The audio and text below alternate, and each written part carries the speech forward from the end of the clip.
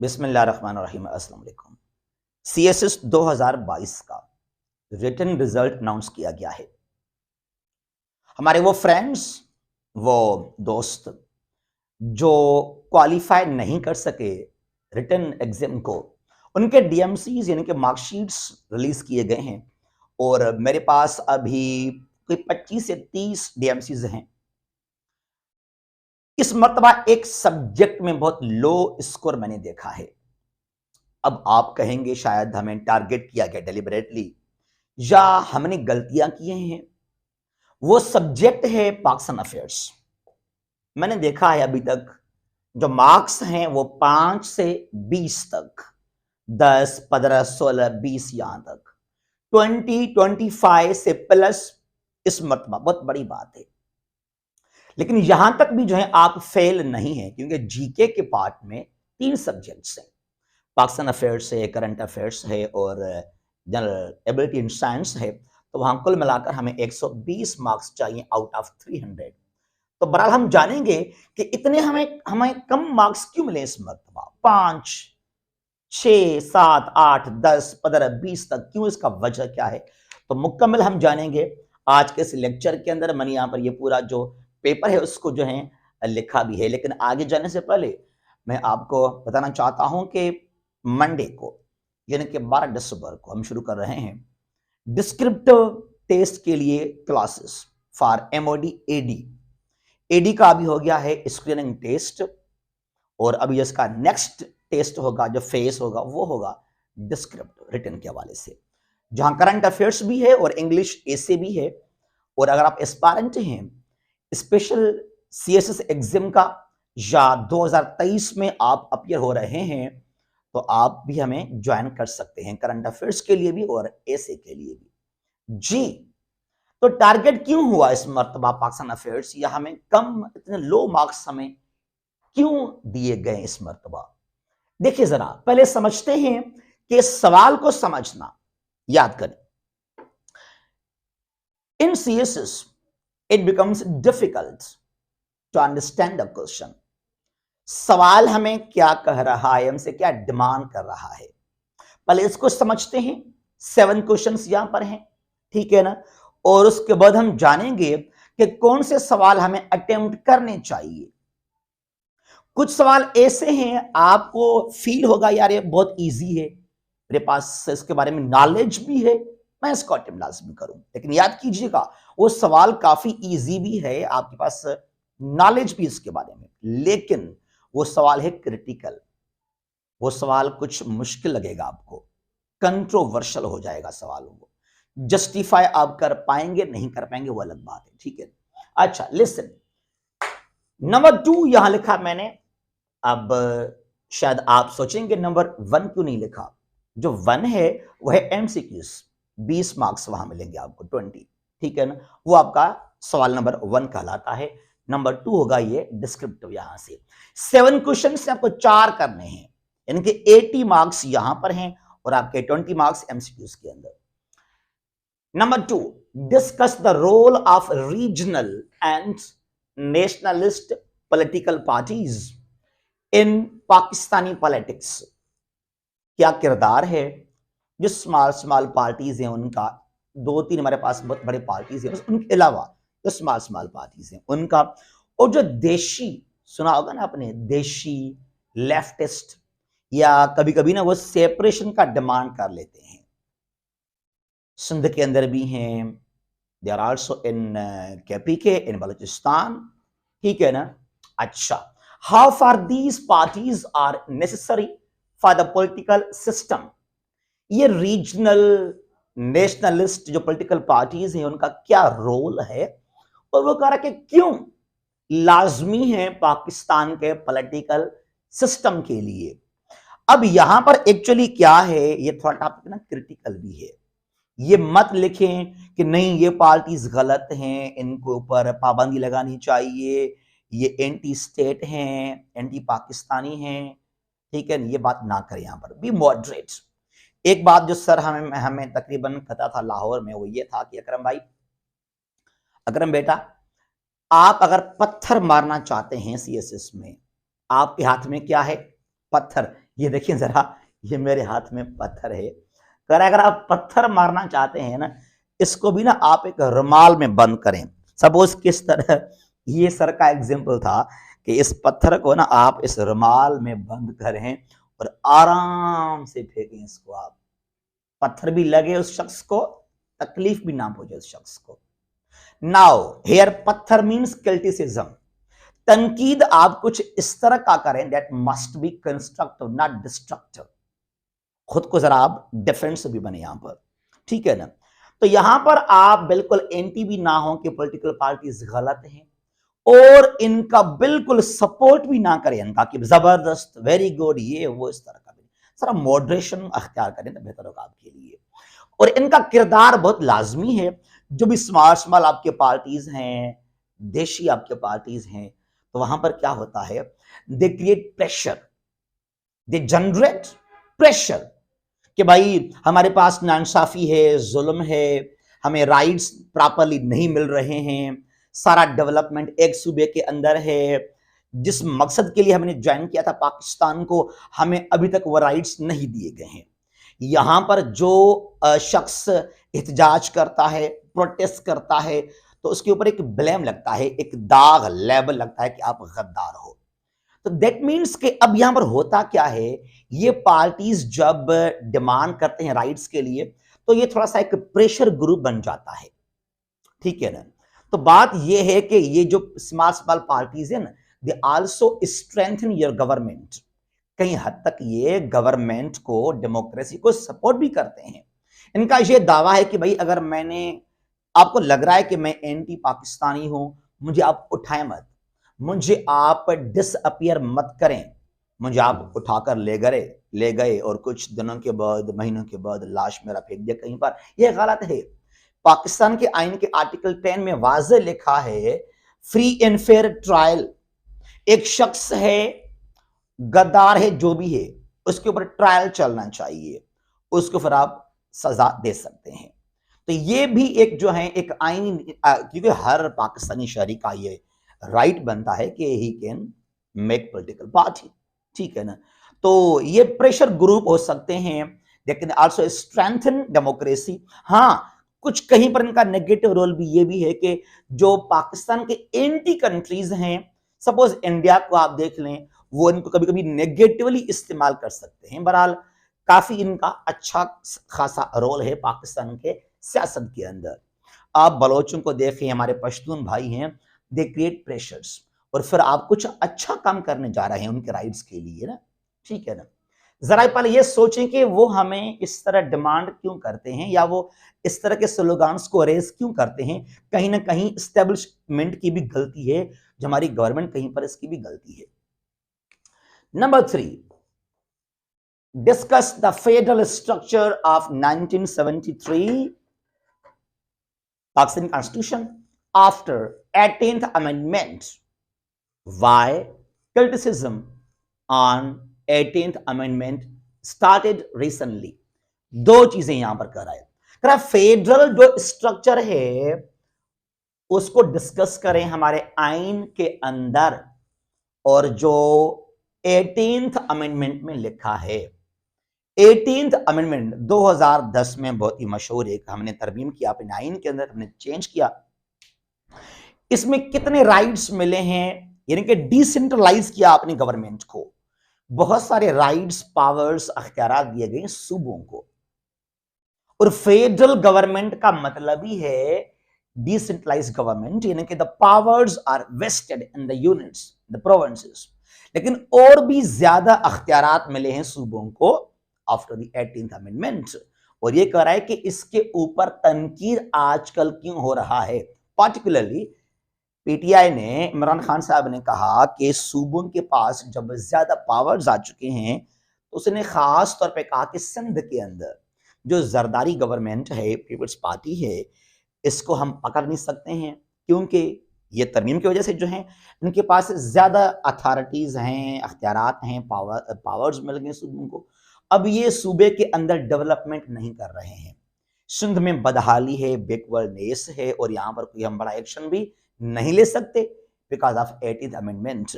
बहरहाल इसके ऊपर आप ये कह सकते हैं कि तनकीद क्यों हुआ, और ये भी जो अगर आप इसको डिस्कस करेंगे, it must be constructive but not destructive. ये भी बात गलत है कि भाई 18th अमेंडमेंट बिल्कुल सही है, इसने जबरदस्त काम कर लिया, और ये भी ना कहें कि बिल्कुल खराब है, इसको क्यों पास किया गया। You must be moderate here. और मेरे ख्याल में द 18th अमेंडमेंट एक बहुत ही बड़ा स्टेप है पाकिस्तान के आईनी जो है अमेंडमेंट्स के हवाले से। अच्छा, और जरा यहां से आगे चलेंगे हम। Number 4, evaluate the factional politics of early years 47 to 58, जब से लगा पहला martial law, and its impact on the democratic process of Pakistan. क्या हुआ 47 से 58 तक, मार्शल लॉ क्यों लगा गया, 52 53 में हालात क्यों खराब किए गए लाहौर के अंदर, ठीक है ना। ओवरऑल इसको लाजमी आप जाने। यहाँ पर ईस्ट पाकिस्तान का, नॉर्थ का बांग्लादेश, उसका क्या किरदार रहा यहाँ पर, तमाम चीजें 1 यूनिट को लाजमी आप डिस्कस करें यहाँ पर, उसने यहाँ पर क्या किया है, ठीक है ना। Number 5, every state designs its foreign policy on its national interest, rejecting feelings and emotions. Why did Pakistan, दस समझिएगा इस बात को। अब यहां तक हमारा सवाल नहीं है, सवाल यहां तक नहीं है, सवाल शुरू यहां से हो रहा है। Why did Pakistan prefer emotions, feelings and ideology and its foreign policy, also analyze its impact? सवाल शुरू यहां से हुआ। सवाल शुरू कहां से था, यहां से, कि दुनिया में जो आपकी फॉरेन पॉलिसी है, खारजा पॉलिसी है, उसको आप कैसे बनाते हैं, इस कंट्री के साथ मेरे रिलेशंस कैसे होनी चाहिए, only on the basis of your national interest, कि मुझे क्या मिलेगा, मेरे मुल्क के मफाद क्या हैं, इनको देखकर आप बनाते हैं ये अपना फॉरेन पॉलिसी। लेकिन पाकिस्तान क्या करता है, नहीं, मजहब को हम देखते हैं, रिलीजन को, फीलिंग्स को, नजरिए को, टू नेशन थ्योरी, हम मुसलमान हैं, इस तरह का। अब यहां पर हमें यह भी कह रहा है इनडायरेक्टली इसराइल, सऊदी अरेबिया ने, यूएई ने, बहरीन ने तस्लीम किया इसराइल को, तुर्की ने 49 में तस्लीम किया था इसराइल को, वरन पाकिस्तान, पाकिस्तान क्यों अभी तक तस्लीम नहीं कर रहा इसराइल को, हम क्यों इसको मान नहीं रहे। हम कहते हैं भाई मुसलमान है, वो यहूदी, उसने जुल्म किया फलस्तीन के अंदर, कुछ इस तरह का ना। जुल्म तो इंडिया ने भी किया कश्मीर के अंदर, तो इंडिया को भी हम ना माने, ठीक है ना। बहरहाल ये कुछ इस तरह का टॉपिक यहां पर है, और यहां पर बिल्कुल भी आप एंटी ना हो कि बिल्कुल Pakistan must reject emotions, feelings, religion, Pakistan should look towards it's interest, ये भी बात सही नहीं है। और ये भी मत कहें कि पाकिस्तान सही कर रहा है, बिल्कुल we are Islamic state, we follow Islam, ये वो। भाई इस्लाम को तो फॉलो सऊदी भी कर रहा है, यूएई भी कर रहा है, बहरीन भी कर रहा है, तुर्की भी कर रहा है, मिस्र भी कर रहा है। आप थोड़ी मुसलमान तो वो भी हैं, उनके तल्लुक तो अच्छे हैं विद इसराइल, ठीक है ना। बहरहाल यहां भी आपको मॉडरेशन अख्तियार करना चाहिए, फ्लेक्सिबिलिटी। आप ये कर सकते हैं कि नो डाउट पाकिस्तान का जो स्टैंड है वो काफी बेहतर भी है, कि जब तक एक आजाद फलस्तीन कायम नहीं होता तो हम एक्सेप्ट नहीं करेंगे इसराइल को। लेकिन यहां फिर भी ये भी है कि आप जो हैं रिलेशंस को अगर बेहतर करेंगे, अगर आप इसराइल को एक्सेप्ट करेंगे, तस्लीम करेंगे, तो शायद फिर भी आप फलस्तीन के ऊपर टॉक्स कर सकते हैं, क्यों नहीं। आपको शायद ज्यादा फिर मौके मिलेंगे, चांसेस मिलेंगे to engage with Israel to address Palestine conflict. तो कुछ इस तरह के ना हमें एक मॉडरेशन का रास्ता अख्तियार करना चाहिए। और यहां पे आगे चलते हैं। What is the volume of grants, aids and loans in Pakistan's economy in the last 10 years to stimulate the growth, discuss. कितना कुछ एड मिला पाकिस्तान को 2010-12 से लेकर 22 तक, इसको डिस्कस करें। फिर यहां से फिर हुआ क्या, हमें क्या फायदा मिला।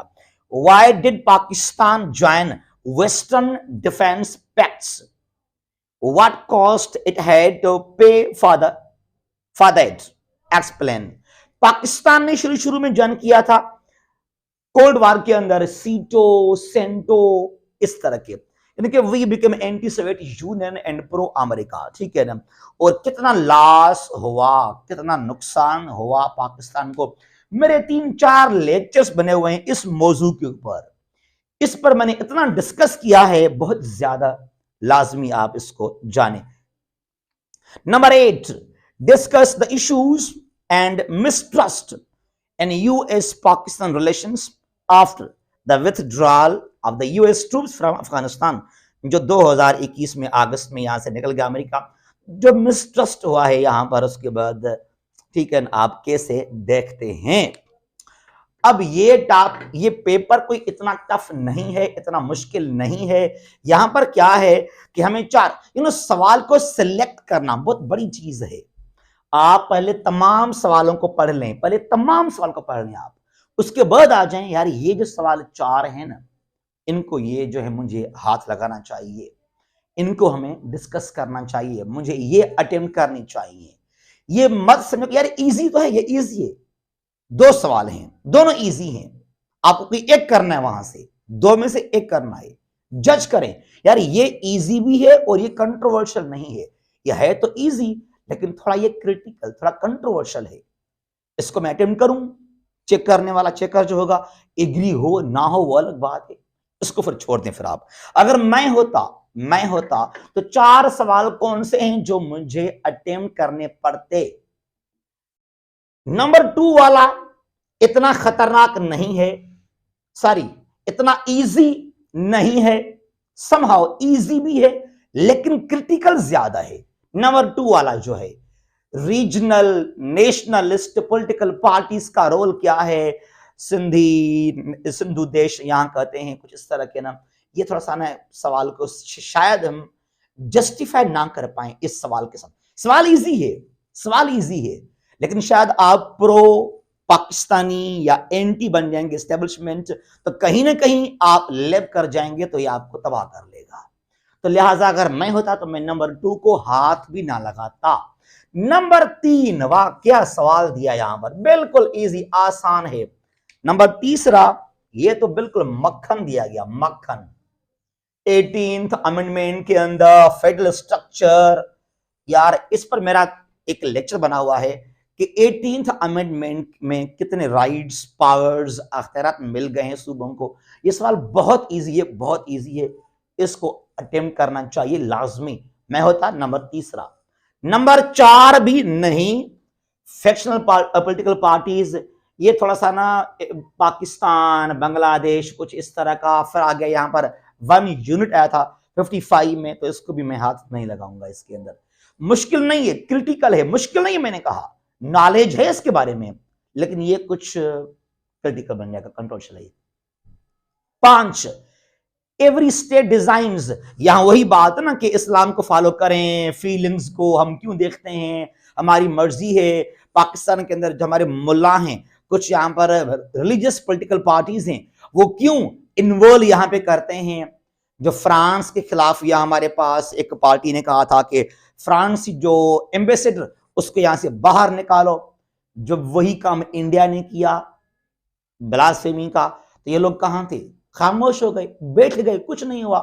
तो पाकिस्तान के अंदर भी कहीं ना कहीं जो पॉलिटिकल, जो मजहबी पार्टीज हैं, जो मजहबी पार्टीज हैं, उनको ना हमारे इदारे खुद भी सपोर्ट करते हैं कि आप एहतजाज करो, इसके खिलाफ आप उठो।